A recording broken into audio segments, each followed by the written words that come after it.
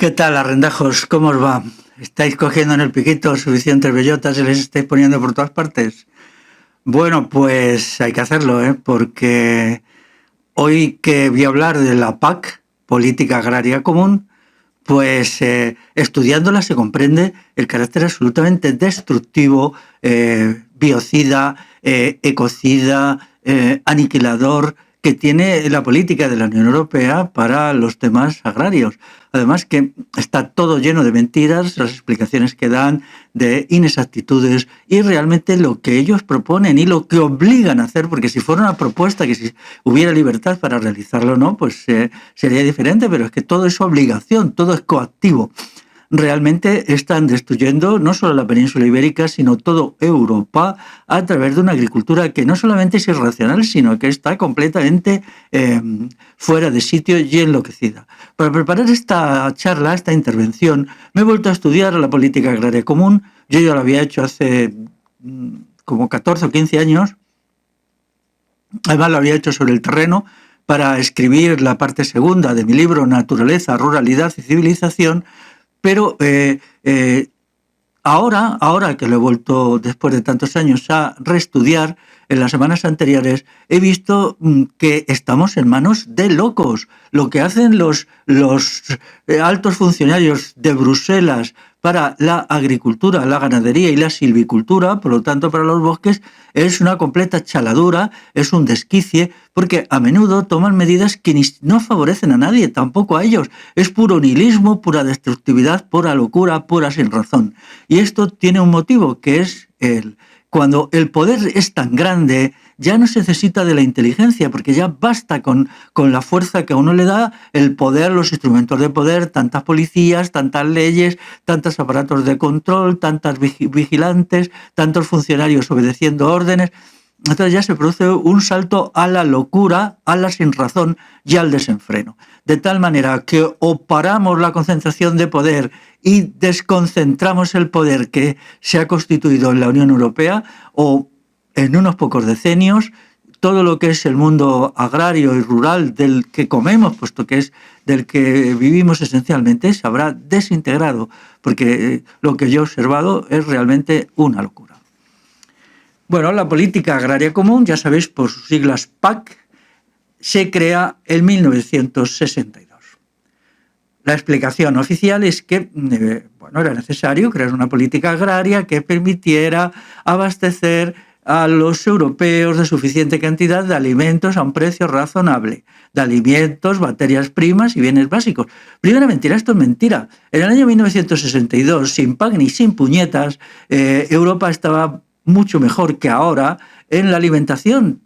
Funcionaba perfectamente el campo, incluso los alimentos eran mucho menos tóxicos que ahora, tenían una proporción mayor de elementos nutritivos porque estaban menos degradados, no eran las especies, los animales de granja completamente degenerados, que son los que ahora nos imponen por las manipulaciones genéticas, y luego los vegetales pues tenían una calidad mayor y eran, pues en cantidades muy aceptables.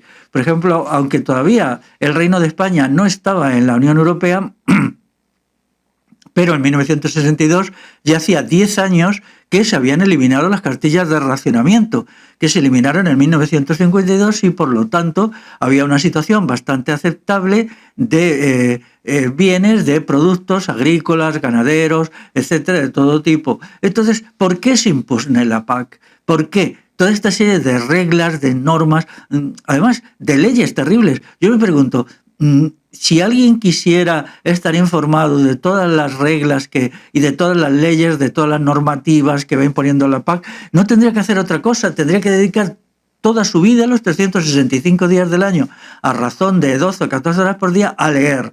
Y eso, leyéndola solo una vez, porque es tanto que, bromeaba un señor cuando decía, con los libros de leyes que va editando la Unión Europea sobre el campo se podría hacer una muralla de 2 o 3 metros de anchura y 10 metros de alto, y uno se situaba detrás de la muralla, y allí se construía un castillo con los libros de leyes para evitar que las leyes y los funcionarios y los policías, por ejemplo, el SEPRONA, el Servicio de Protección de la Naturaleza de la Guardia Civil, le hiciera cumplir toda esa colección de sin sentido, locuras, majaderías y estupideces.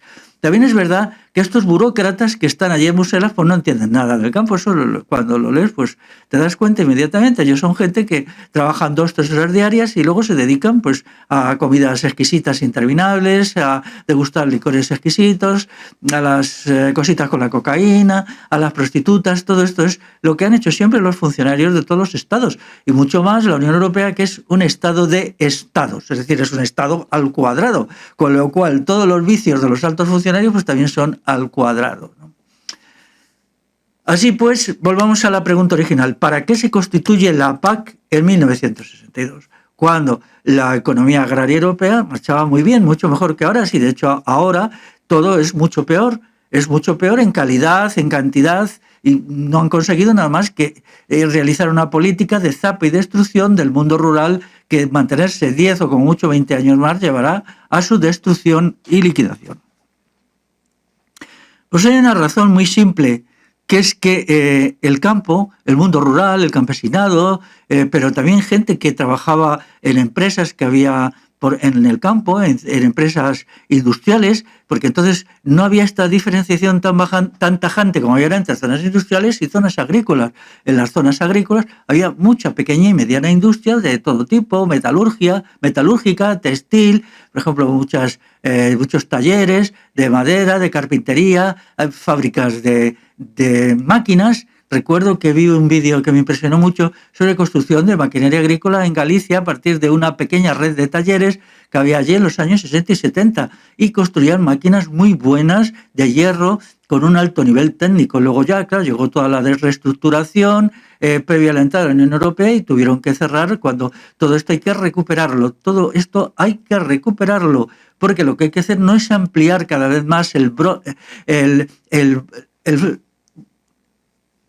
la diferencia entre el campo y la ciudad, es decir, sino unir, hacer que el campo se industrialice y la ciudad se agricolice y las zonas industriales se agricolicen. Pero es que eso existía y lo destruyó la PAC. Porque aunque España, el Reino de España, no entró en la Unión Europea hasta 1986, ya antes, por lo menos 10 años antes, se inició el proceso de aproximación y se empezaron, por parte del Estado español, a promulgar leyes que en definitiva eran paralelas y a veces exactamente copiadas de las que la Unión Europea imponía a sus campesinos.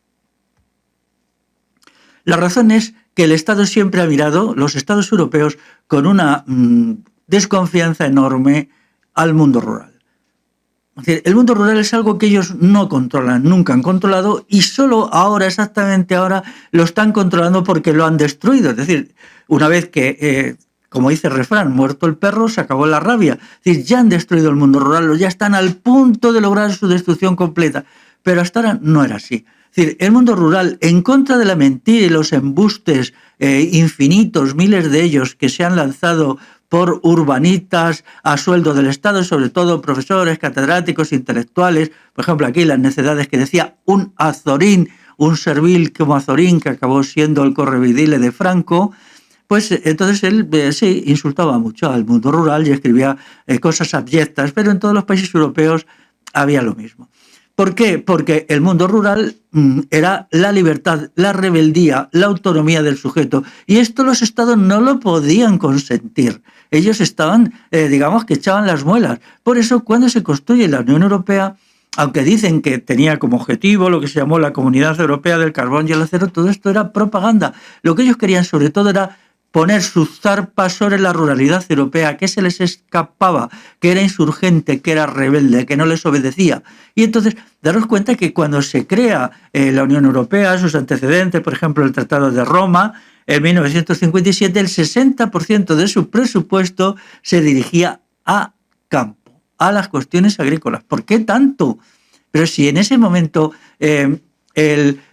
el agro incorporaba al Producto Interior Bruto, pues podría ser el 20% si llegaba, tenía también un porcentaje pequeño de la población, que podía ser el 25%, es decir, ¿por qué a un sector minoritario que producía una cantidad pequeña de riqueza en el conjunto y que estaba formado por un número de personas también reducido, que además se iban marchando a la ciudad porque querían huir de todas las venganzas y todas las tropelías que los estados le hacían al mundo rural, pues ¿por qué dedicar el 60%? Pero es que ahora todavía dedican el 40% del presupuesto de la Unión Europea se dedica al campo. La pregunta es, ¿por qué este ensañamiento? ¿Por qué este ensañamiento tan tremendo? Pues porque el campo ha sido el gran rebelde, el gran residuo de la libertad, allí donde el poder de los estados entraba malamente. Aquí tenemos un caso muy significativo que es el maquis, la guerrilla rural antifranquista, que estuvo en acción desde 1939 a 1956, o sea, casi 20 años, e incorporó a muchísima gente. Desde el punto de vista oficial, hubo 60.000 detenidos, es decir, se detuvo a 60.000 personas, se juzgó a una parte de la cual se la condenó a muerte, se la fusiló, se la dio garrote. Garrote, para la gente que no lo sepa, pues es una forma de dar pena de muerte, que era, bueno, una forma de ahorcamiento por medio de unos hierros que se les estrangulaba por un tornillo, ¿no? Que era una cosa específicamente de aquí, parecido a la horca. Entonces, ¿por qué esto? Pues porque el mundo rural era absolutamente incompatible con el franquismo. Entonces peleó contra el franquismo y peleó masivamente. Puede ser que de esas 60.000 personas fueran una pequeña proporción, el 10% solo, de las que estuvieron directamente implicadas en la resistencia al Estado franquista.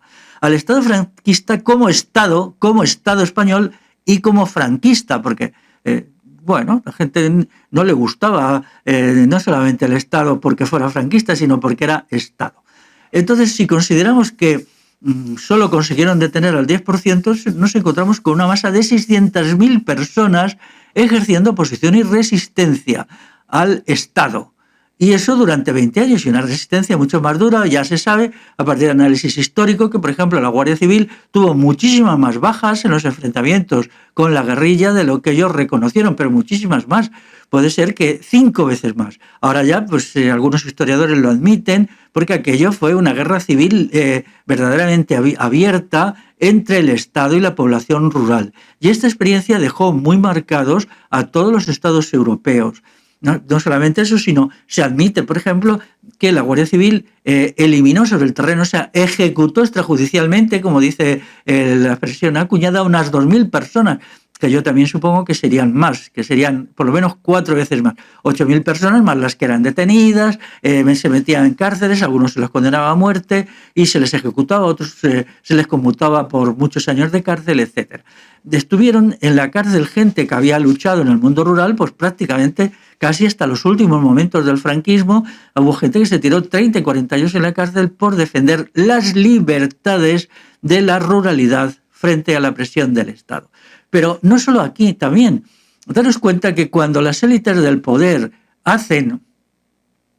toman una medida, es porque tienen unos análisis que jamás explican a la plebe. A la plebe luego le cuentan batallitas como esta de que es que había que desarrollar la riqueza y las disponibilidades de alimentos y materias primas cuando se crea la política agraria común. Pues no, porque Europa funcionaba perfectamente en el terreno de los alimentos y materias primas, mejor que ahora.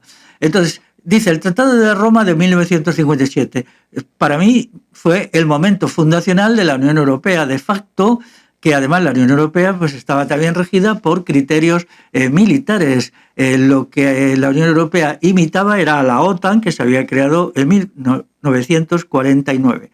Luego ya se creó el Consejo de Europa, también en 1949, que es el antecedente más primero de lo que es la Unión Europea.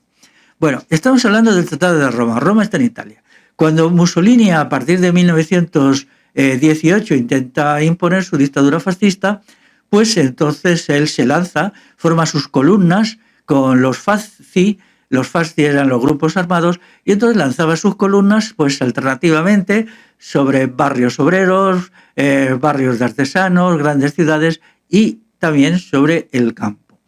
Estas columnas pues eran sencillamente unos 500 fascistas, camisas negras, armados con pistolas, con porras, a veces con fusiles, con cuchillos, con hachas, y entonces estos los lanzaban sobre una zona con listas de personas a las que había que eliminar. Entonces llegaban allí, rompían a hachazos las puertas de las casas, entraban, mataban a la gente, acuchillaban, violaban, robaban y destruían pues, los periódicos obreros, destruían también los locales obreros.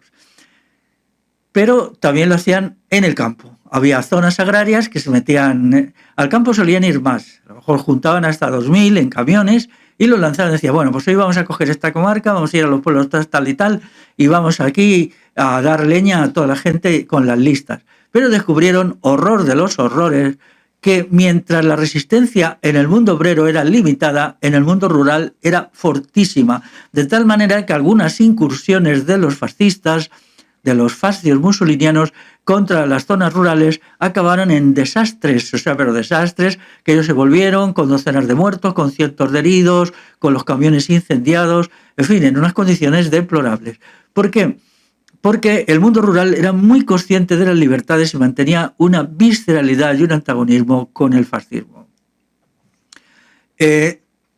Hay un estudio que dice que el grupo social más refractario al fascismo en toda Italia fue el semiproletariado rural, que era el más numeroso. ¿Qué se entiende por esto? Pues bueno, se entiende con gente, aquel grupo social rural que tenía algunas tierras, algún ganado, pero no tantas como para poder prescindir de trabajar como asalariado. Es decir, gente que a lo mejor 3 o 4 meses al año pues trabajaba como asalariados, bien sea en la vendimia, recogida de aceitunas, recogida de remolacha, siega del trigo, etc.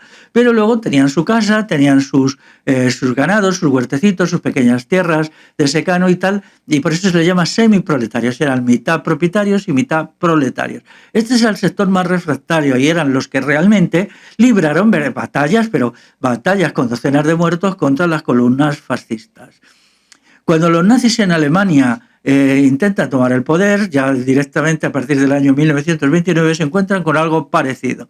Es decir, ¿cuál es el sector más refractario, más hostil a la ideología nazi? Pues el mundo rural. Sobre todo el mundo rural de estirpe católica, hay que decir la verdad, ¿no? Pero en el mundo rural llegaban y, bueno, pues no. No hubo una lucha tan fuerte como en Italia, que en Italia hubo, bueno, enfrentamientos que se pueden calificar de pequeñas batallas. Allí no hubo esta fuerza, pero realmente la posición del mundo rural alemán pues también eran de desprecio, de rechazo, de menosprecio, de burla y de vez en cuando de intercambio de bofetadas, de estacazos, incluso de tiros con los grupos nazis que iban por las zonas rurales, ¿no? Todo esto ha sido ocultado por la mitología del proletariado, esta necedad que se inventó el marxismo, que no tiene ninguna base real, y ahora ya cuando ha pasado la locura necio marxista, pues se están haciendo estudios más concretos, que es revisar la documentación que se tiene de las incursiones de los fascistas italianos en Alemania, de los grupos de las SA nazis, y aquí también del fenómeno del maquis. Quiere decir que el fenómeno del maquis está muy mal interpretado, porque esto lo ha cogido pues los partidos de izquierda, y entonces han arrimado las cosas sardinas todo lo que han podido. Y es absolutamente falso lo que cuentan, falso. Ellos simplemente eran unos personas instrumentalizadas por el mundo rural, puesto que ellos tenían armas y las sabían usar, pues el mundo rural los usaba para enfrentarse a la Guardia Civil. Pero cuando había algún antagonismo entre ellos y la gente de la ruralidad se los quitaba de encima como podía, y en cuanto que les retiraba su apoyo masivo, pues ellos desaparecían en 24 horas. Así pues, conviene una revisión de la historia de la guerrilla antifranquista. Bueno, entonces esto es exactamente lo que pretende la Unión Europea. La Unión Europea sabe que tiene un enemigo interior, que ese enemigo es el mundo rural, y entonces dedica cantidades exorbitantes de dinero a el control, porque el dinero es una forma de corrupción, es una manera de imponerse, de ganar voluntades, de ganarse a una minoría de la población que son malvados y que están dispuestos a venderse, son verdaderas prostitutas políticas, prostitutas sindicales, prostitutas periodísticas, todos estos, y entonces pues ellos hay que tener dinero. Yo recuerdo cuando hace 15 años empecé a estudiar lo de la PAC, también estimulado por las protestas, los estados de rabia que me contaban amigos que practicaban la agricultura, pues que decía, vamos a ver, ¿cómo es posible que del presupuesto de la Unión Europea el 60% se dedica al campo? ¿Cómo es posible? No, me quedé yo mismo atónito, ¿no? Y tardé un tiempo en entenderlo. Digo, claro, porque el dinero es un instrumento de corrupción. Y entonces ellos quieren corromper al campo, no solo por el dinero, sino por otras medidas. Pero, cuidado. Podemos estar muy orgullosos de que la cultura campesina que surge de la revolución altomedieval, de la revolución Bagauda y sus repercusiones en toda Europa occidental, haya sido siempre un bastión de la libertad, del respeto por el individuo, de la autonomía del sujeto, del autogobierno, de los sistemas de ayuda mutua, de la ausencia de sexismo de uno u otro tipo. Todo esto tenemos que encontrar que aquella revolución fue tan grandiosa que ha creado una sociedad, que la sociedad rural, que está enfrentada con estos estados perversos, estados monstruosos, que son los que se han unido en ese estado de estados dirigido por el imperialismo alemán, que es la Unión Europea. Que luego haya muchísima gente que insulta al mundo rural, por ejemplo, no solo escritores, sino todas las películas zafias, asquerosas, repugnantes, que se hicieron bajo el franquismo y después presentando a la gente de la ruralidad como monstruos, como infrahumanos, como neandertales o peor que neandertales. Todas esas películas, en fin, a ver si sale alguien y hace y tomamos venganza. Hay que tomar venganza, hay que vengarse de la gente que hizo eso y denunciarlo. Si se siguen haciendo con toda esta cosa de la España vaciada, que no hay una España vaciada, ha sido una España vaciada por el Estado español, ha sido vaciada por el Estado español. Una de las atrocidades que ha cometido el Estado español, destruir la cultura campesina, porque era tan superior a la cultura urbana, una cultura tan basada en valores, el valor de la libertad, el valor del bien, el valor de la autonomía del individuo, que entonces el Estado tuvo que destruirla. Y eso sobre todo lo hizo el Estado franquista, y lo hizo a través de sus instrumentos sanguinarios habituales, la Guardia Civil, los falangistas y toda esta gente que fueron allí pegando tortas de la sección femenina. ¿Cuánto hay que decir de la sección femenina de Falange Española? ¿Qué hizo la Falange Española? Me han contado, recorriendo el mundo rural, tantísimos horrores de los que hizo la sección femenina que tengo ya así en la cabeza. Si pudiera vomitarlos en un libro, saldría un libro de 500 páginas, estoy seguro. Y eso es lo que hicieron las mujeres de la sección femenina. Luego, cuando se nos dice que las mujeres siempre han sido buenas o han sido invisibles, fueron invisibles en el mundo rural, que fueron una máquina de hacer maldades, perversidades y atrocidades de todo tipo. Esas 600.000 mujeres que se afiliaron voluntariamente a la sección femenina, entonces se destruyó este mundo. Entonces la Unión Europea sigue en sus 13, pero tranquilos, señores de la Unión Europea, si ya lo han destruido, ¿para qué quieren más? Dentro de ello estaba naturalmente la destrucción del comunal. Tenían que destruir el comunal porque era un foco viviente de civilización, de valores, de ayuda mutua, de solidaridad, de negación de los criterios burgueses de la propiedad privada. Todo eso era el comunal. Y entonces estaban desesperados por destruirlo y por destruir sobre todo el espíritu de comunalidad. Fijaos si es horrible la Unión Europea, que uno de los santos patronos de la Unión Europea actual es Carlomagno. Carlomagno, sí, el genocida por excelencia, el que prácticamente exterminó a los sajones. Carlomagno, en sus aventuras por ahí, pues entonces llegaba a un sitio, cogía a la gente, por ejemplo, combatió a los sajones, y cuando los venció, mató prácticamente a todos los sajones. Su sistema era conquistar y exterminar. Cuando intentó hacerlo con los vascones, pues tuvo la derrota tremenda en Orreaga, o sea, en castellano, en Roncesvalles, me parece, bien decirlo de memoria, en el año 778, que fue uno de los grandes eventos positivos de la historia, porque a un canalla como era Carlomagno le dieron una lección de padre y señor mío y le enseñaron a no meterse en los asuntos de los demás. Y ellos tuvieron que salir con el rabo entre las piernas e irse. Y la derrota en Orreaga, Roncesvalles, fue decisiva para la derrota y la destrucción del imperio carolingio. Y es estupendo que los vascones contribuyeran a destruir esto. Y ahora resulta que ese gran canalla que fue Carlomagno es el campeón, el santo patrono de la Unión Europea. Bueno, es lógico, ¿no? Dios los cría y ellos se juntan, ya lo dice el refrán, ¿no? Entonces vamos a ver, la Unión Europea es un barco a la deriva. Primero, está manejada por Alemania, pero los recelos de Francia son muy grandes porque, claro, Alemania no quiere ser una potencia servil a las órdenes de Alemania. Francia no quiere ser eso. España sí, España es la potencia servil número 1. Ellos le lamen el trasero al imperialismo alemán todos los días, todos los días. Inglaterra se va porque no quiere ser una colonia de Alemania. Luchó contra Alemania en las 2 guerras europeas y no quiere ser. Entonces hace el Brexit y desaparece de la Unión Europea en 2020. Yo también creo que España debería irse, todo el mundo debería irse, la Unión Europea debería irse a hacer gárgaras, porque lo que necesitamos es una Europa unida de los pueblos, no una Europa unida de los estados. Y entonces para eso es necesario que la Unión Europea desaparezca y, por supuesto, la política agraria común tiene que desaparecer. ¿Cómo funciona la política agraria común? Bueno, todos los agricultores saben que funciona caóticamente, que cambien de normas cada 2 o 3 años, que es todo enrevesadísimo, que tienen que estar haciendo consultas permanentemente, que dependen de abogados, de secretarios de ayuntamientos, de jefecillos sindicales, en fin, para entender todo este mare magnum.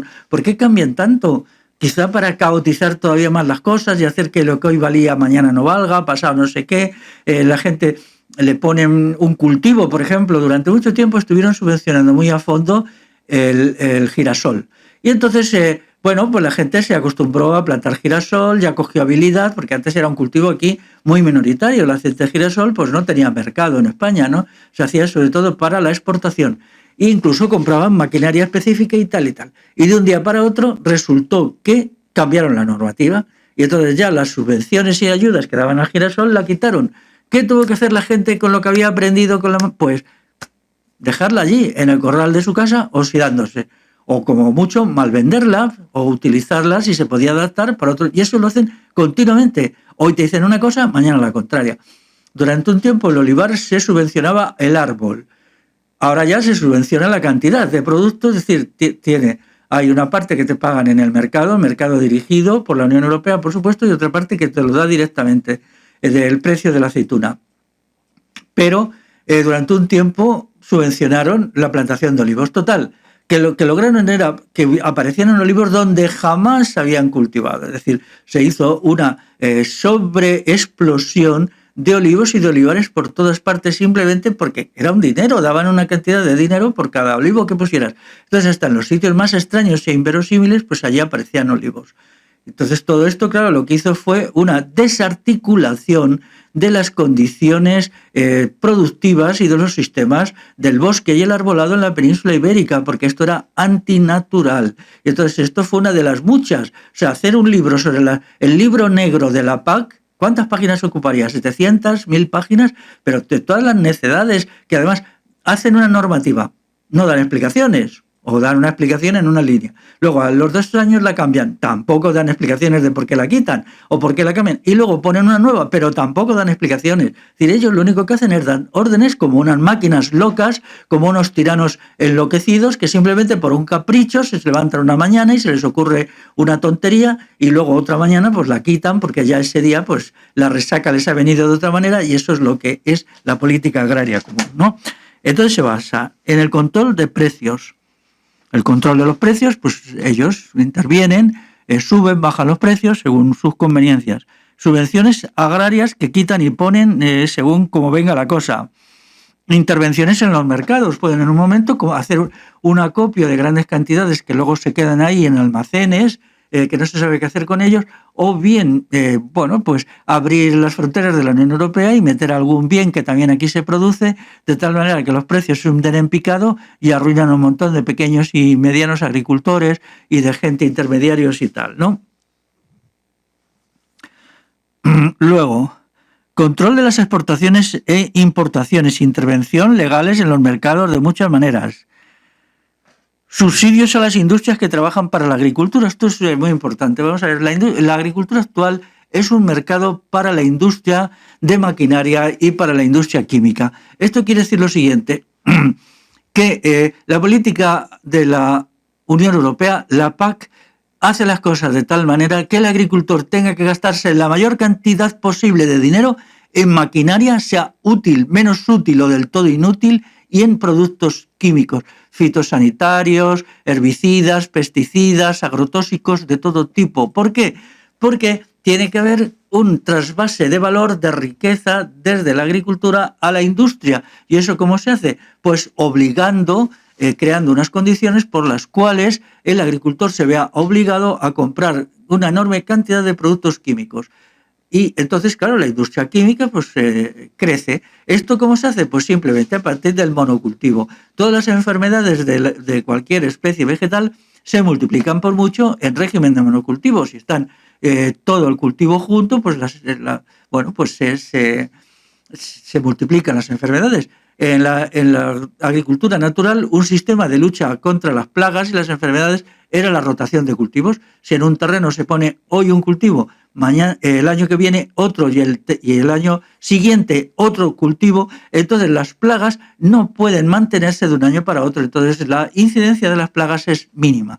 Y luego si encima las extensiones que se dedican a cada cultivo son pequeñas y luego viene otro tipo, otra especie de cultivo y luego otra y luego otra. Entonces con esto, con la rotación de cultivos y la asociación de cultivos hace que la incidencia de las plagas sea mínima. Pero entonces, por Dios, la industria no podría venderle suficientes productos basura de estos supertóxicos que luego aparecen, según algunos estudiosos, en el 40% de los alimentos que tomamos, cantidad que otros elevan a 70%. Por ejemplo, la fruta de estos monocultivos enormes pues llega a tener una manzana que lo presentan como paradigma de la, de la salud, llega a tener hasta 22 pesticidas, herbicidas y sustancias deletéreas y tóxicas encima, y se nos presenta esto como saludable. ¿Pero quién gana? Pues gana la riqueza que se está acumulando en la industria química. Igual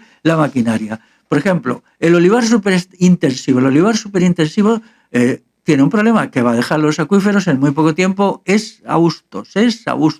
Y si los acuíferos son exhaustos, el agua superficial va a dejar de emanar, porque los acuíferos crean manantiales, los manantiales arroyos y luego ríos. Pero si estamos vaciando los acuíferos para el olivar superintensivo, entonces ¿qué va a pasar de aquí a un decenio? Simplemente. Bueno, entonces el olivar superintensivo se recoge con una maquinaria que es aparatosísima, es como una especie de tren que le pasan allí y bueno, lo va recogiendo por unos tornillos sin fin. En fin, cuando lo ves te quedas diciendo, bueno, los tanques más grandes de los ejércitos actuales son juguetes al lado de estos chismes, pero estos chismes son carísimos y entonces cuando los agricultores los compran, resulta que lo que están haciendo es favorecer a la industria de la maquinaria. Así pues, la maximización de los gastos en productos químicos y en maquinaria es uno de los objetivos de la política agraria común. También porque esto no lo puede hacer el pequeño y mediano agricultor.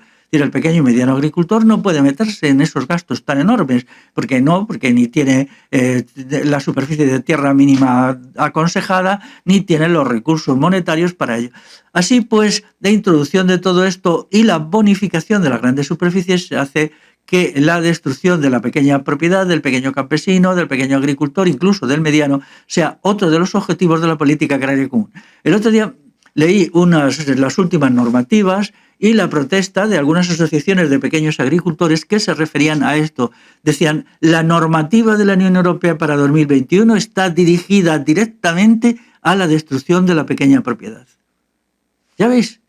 ¿No? Con lo cual se está creando un campo que está en manos de sociedades mercantiles que tienen pues grandes superficies de tierra, 10.000 hectáreas, 15.000 hectáreas, 20.000 hectáreas, algo que antes jamás ha existido. La concentración de la propiedad de la tierra, el latifundio, es hoy muchísimo más mayor que lo ha sido nunca, mucho más grande. Y entonces se nos dijo que esto no iba a suceder, que el latifundismo clásico, el de hace 100 años, el de los señoritos estos de las películas y tal, pues era una bobadita al lado de lo que es ahora. Ahora, claro, entonces aquí lo que hay es una conversión del campo en un bien que tiene como único objetivo la producción de riqueza. Ya no es un sitio donde se desarrolla una cultura, un modo de existir, unas comunidades aldeanas o pequeños pueblos. Todo esto no tiene ningún valor, como no tiene ningún valor la tierra que se está destruyendo a través de una explotación irracional, completamente irracional de la tierra, ¿no?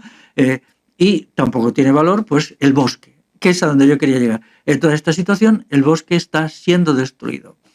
Está siendo destruido porque en toda esta locura las tierras agrícolas se erosionan, pierden calidad, se vuelven menos productivas y entonces periódicamente hay que cortar, descuajar los bosques, por ejemplo, los encinares que quedan, para dedicar estas tierras al cultivo, para que durante unos años, por lo menos, las tierras que han estado en bosque y que no han recibido este chorro tremendo de tóxicos, químicos y tal, pues pueda mantenerse allí durante un poco más de tiempo la agricultura.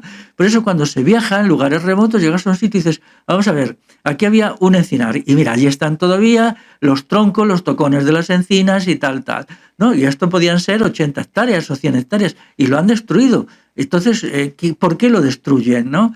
Entonces piensas, a ver, lo destruirán porque van a hacer carbón vegetal con los restos, la madera de encina, y luego te enteras que no, eso es una parte mínima, sí, puede ser que hagan carbón vegetal, o puede ser que lo vendan como leña o tal.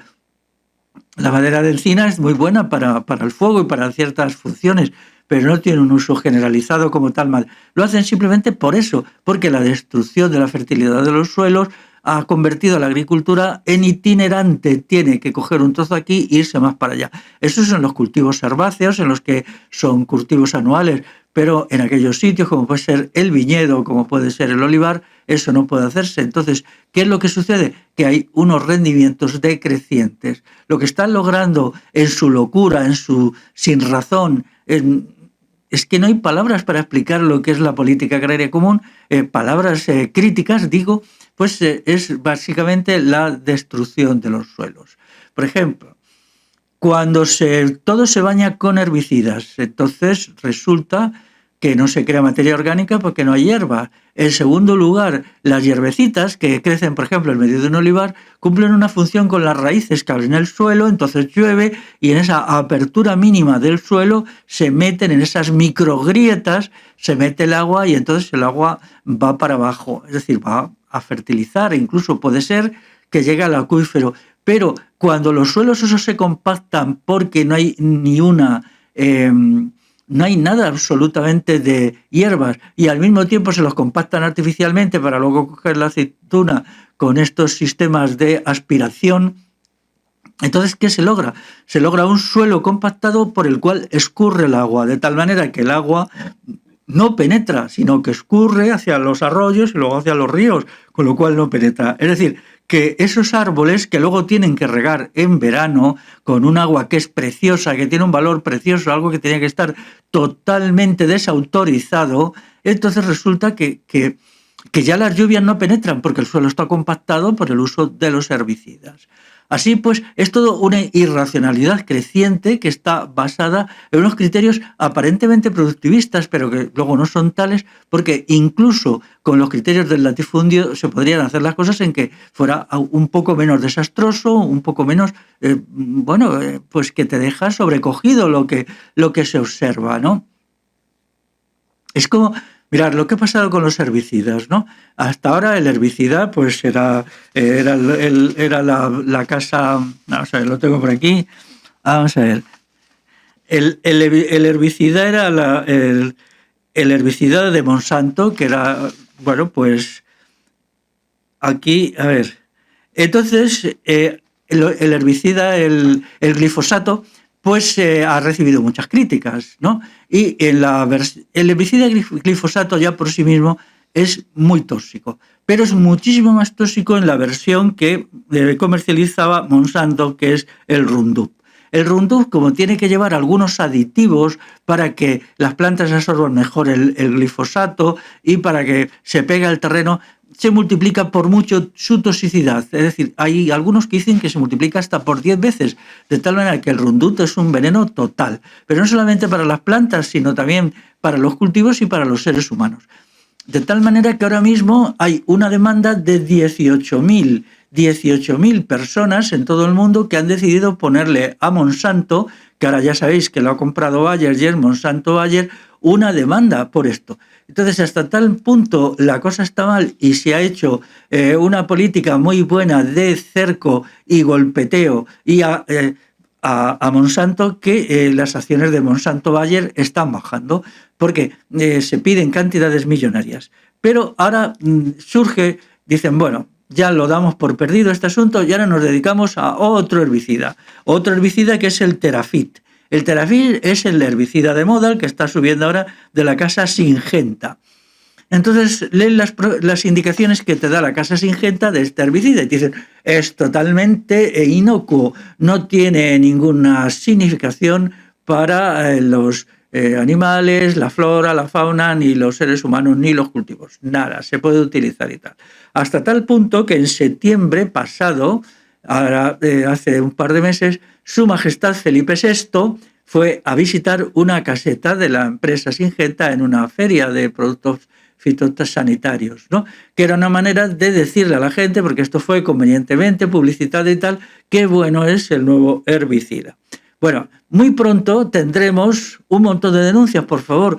Vamos a ponernos a presentar denuncias si os sentís mal, porque sobre todo quien ha hecho la denuncia del Roundup es personas que algunas de ellas ya han fallecido. Es decir, trabajaban en este asunto, inhalaron grandes cantidades de glifosato y del glifosato versión Roundup y entonces pues fueron animadas a hacerlo, se animaron a hacer la denuncia cuando ya se vieron en una situación en la cual pues estaban muchos de ellos moribundos, ¿no? Pero todavía siguen sus herederos presentando querellas y más querellas. Vamos a hacerlo igual. Pero ¿esto qué quiere decir? Que el proceso va a continuar. O sea, de la misma manera que cuando el insecticida DDT fue denunciado en 1972, o sea, cuando llevaba no más de 10 años usándose, pues desapareció. Pero ¿qué han venido después? Una cantidad de insecticidas enormes que son más necesarios cuanto mayor es la superficie agrícola dedicada a un cultivo. Entonces, ¿esto qué es? Una carrera hacia la sinrazón y la locura, ¿no? Porque ¿dónde está el límite a todo esto, no? ¿Dónde está? Yo no sé en qué sitio vamos a poder poner el límite, ¿no? Porque si sustituimos unos tóxicos por otros, que luego te dicen, no, es que son menos agresivos. ¿Sí? ¿Cómo lo sabemos? Son menos agresivos, claro, mientras no se hacen los estudios. Claro, porque del Terafit pues tardarán unos años en tenerse estudios fiables. Mientras tanto, pues no podemos decir que... Pero sabemos que los herbicidas, la noción de herbicida en sí mismo, el deshierbado de productos químicos es perversa. Lo que hay que hacer es integrar agricultura, ganadería y reducir el monocultivo a la mitad de lo que es. Todos los monocultivos tienen que reducirse a la mitad y entonces debe incorporarse un policultivo que sirva al abastecimiento de las comarcas. Aquí tenemos el ya dicho del olivar, pero también el viñedo, por ejemplo, en La Mancha, es una pesadilla, una cosa realmente espantosa. Hay una cierta racionalidad y ya se está arrancando en parte, lentamente, pero parece ser que en los últimos 5 años el 10% del viñedo de La Mancha pues se ha quitado. Vamos a ver qué se puede poner allí y de qué manera puede hacerse aquello en unas tierras tan degradadas como son las tierras de La Mancha, que tienen tan poca materia orgánica. Luego tenemos el monocultivo, la cebada, también la remolacha en muchas zonas de Aragón y de Castilla la Vieja. Y así los diversos, o por ejemplo lo que está pasando con la almendra y con el pistacho. La almendra, pues bueno, pues también se pusieron a poner almendros y lo que se ha conseguido pues es un incremento exponencial de la producción de la almendra, ahora de esto del pistacho, y tener en cuenta que otros países de la ribera del Mediterráneo están haciendo lo mismo, con lo cual de aquí a unos años pues el precio de todos estos frutos secos habrá caído suficientemente. Tenemos que declararnos en contra del monocultivo y estar a favor de un policultivo. y en él se debe integrar la agricultura y la ganadería, la integración de la cultura, ganadería y la silvicultura. Eso significa que el bosque autóctono se debe integrar mucho más. Cuando se eliminen los monocultivos, al menos la mitad de las tierras que están hoy en régimen de monocultivo deberían dejarse disponibles para el bosque autóctono. Y es ahí donde entra el proyecto Arrendajo. Es decir, el proyecto Arrendajo tenía que animar a la población civil, a la sociedad civil popular, a hacerse cargo de esas tierras que tienen que ser tomadas por la comunidad popular, eliminadas de ellas la presencia de estas sociedades mercantiles perversas y dedicadas al bosque autóctono, porque eso nos permitiría mejorar el régimen de lluvias, mejorar la calidad de los suelos y hacer los otros suelos agrícolas, los que permanezcan, mucho más productivos, porque ahora lo que sucede con esta destrucción del bosque autóctono es que la totalidad de los suelos agrícolas están perdiendo productividad porque se están quedando con mucha menos materia orgánica y sobre todo el régimen de lluvias se está degradando. El vaciamiento de los acuíferos está relacionado muchísimo también con el monocultivo, con estos monocultivos industriales, por ejemplo el monocultivo de la remolacha. Si recorremos ciertas zonas de Castilla la Vieja en verano, pues con temperaturas muy altas, 37, 38 grados, vemos que los están regando y están dedicando inmensas cantidades de agua a un producto que realmente no tiene ningún significado, mayor valor, lo que se ha hecho también en ciertas zonas de Castilla la Nueva con el maíz, una cosa que nadie sabe muy bien para qué sentido tiene, ¿no? Y por qué la PAC, la Política Agraria Común, promueve esta producción de maíz. El maíz además necesita herbicidas en grandes cantidades porque cuando se riega, el maíz es una planta tropical que necesita de las zonas tropicales húmedas, necesita muchísima agua. Y claro, ¿qué sucede? Que tiene muchas llamadas malas hierbas o hierbas parasitarias, entonces se necesita bañar en herbicidas. Pero preguntaos, ¿cuánto tiempo se va a mantener estas tierras compactadas, bañadas en herbicidas, año tras año, sometidas a un monocultivo, a las que se añaden los abonos químicos correspondientes, donde la cantidad de materia orgánica disminuye año por año? ¿Cuánto tiempo se va a mantener eso? Si todo esto es una locura, ¿10 años? ¿15 años? ¿Y luego qué? ¿Y qué está sucediendo? Porque claro, el reflujo de ese agua, del agua que se utiliza para regar el maíz, pues una parte de este agua penetra, otra se escurre hacia los arroyos cargadas de herbicidas y entonces está destruyendo la fauna.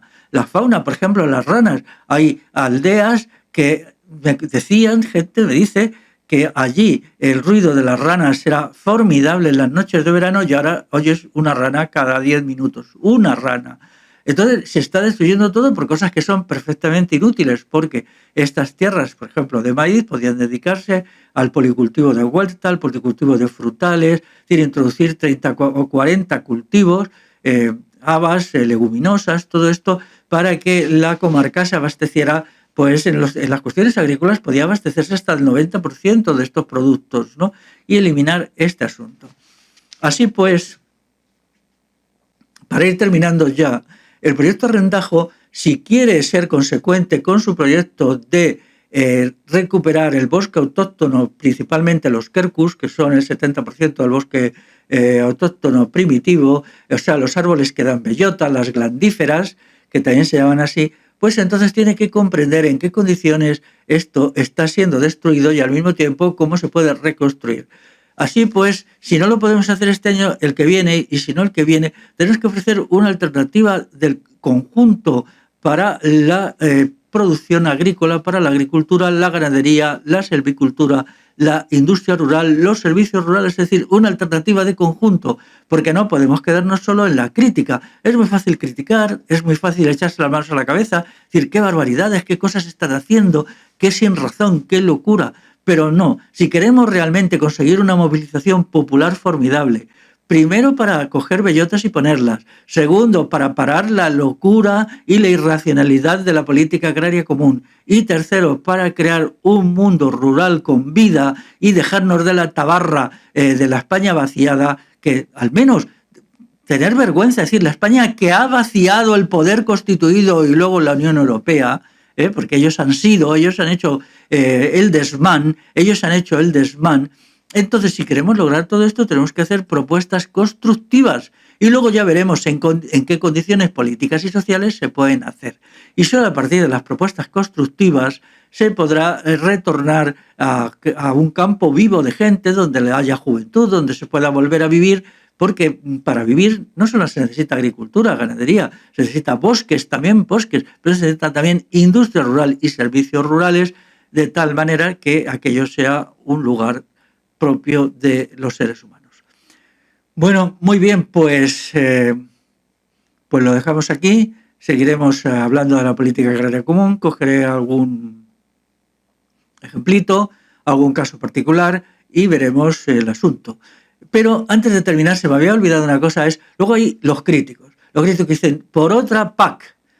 Bueno, los que dicen por otra PAC siempre dicen lo mismo, quieren más dinero. Yo no quiero más dinero, yo quiero que haya libertad en el campo para que la gente pueda crearse unas formas de vida razonables que no dependan exclusivamente del dinero y de la gran industria de maquinaria y de fitotóxicos, sino que puedan ser autónomos, independientes y vivir en las condiciones del siglo XXI razonablemente bien. Entonces, esos que dicen no a la PAC, no a esta PAC, por favor, vamos a dejar de hablar de dinero, Vamos a ver qué otras cuestiones vamos a reivindicar, porque el dinero no nos lleva a nada bueno. O sea, en ciertas condiciones es razonable que se tomen ciertas medidas que incluyan incremento de los precios que se pagan a los agricultores y a los ganaderos, pero eso tiene que ser un elemento secundario. Bueno, muy bien, amigas y amigos, seguir con las bellotas. Hasta la próxima.